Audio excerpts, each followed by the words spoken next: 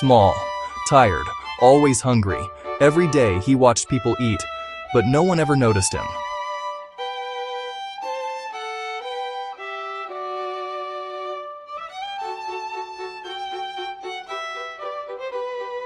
One afternoon, hunger became too much.